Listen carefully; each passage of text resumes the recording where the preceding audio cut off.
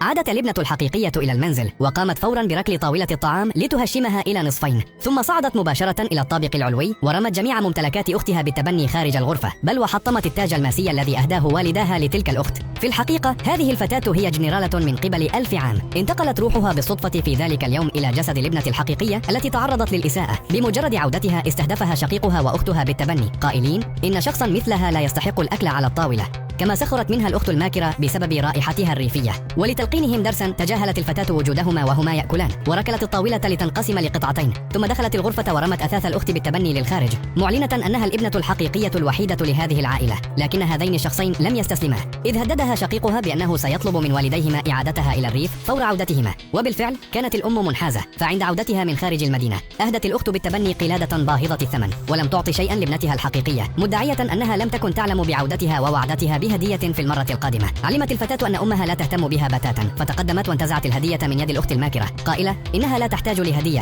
ويمكنها أخذ هذه الآن.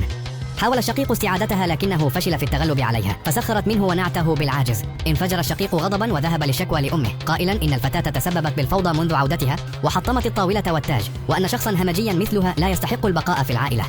في تلك اللحظة أحضر الخادم التاج المحطم كدليل. تظاهرت الأخت بالتبني بالطيبة قائلة إنها كانت ستهديه للفتاة لو طلبت، وأنه لم يكن هناك داع لتحطيمه لأنه هدية ثمينة من الأم.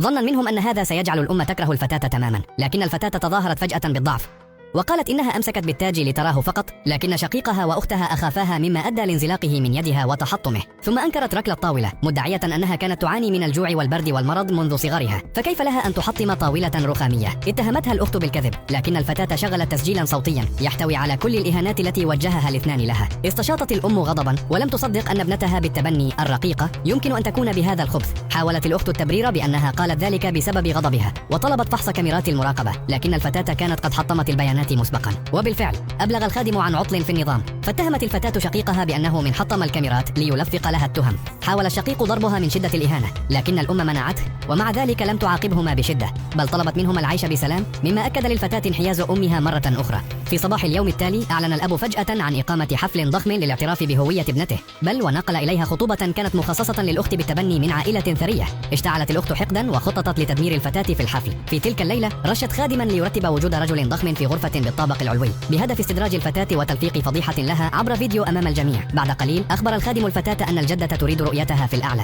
لمحت الفتاة ابتسامة النصر على وجه أختها وأدركت الخطة فورا، لكنها صعدت خلف الخادم دون كشفهم. اعتقدت الأخت أن خطتها نجحت، وعندما اكتمل حضور الضيوف هرعت مدعية أنها رأت الفتاة تصعد مع رجل. في تلك اللحظة بدأت الشاشة الكبيرة خلفها بالعد التنازلي. انتظرت الأخت الماكرة لحظة إذلال الفتاة بفارغ الصبر، ولكن عندما انتهى العد كان ما ظهر على الشاشة شيئا لم يتوقعه أحد.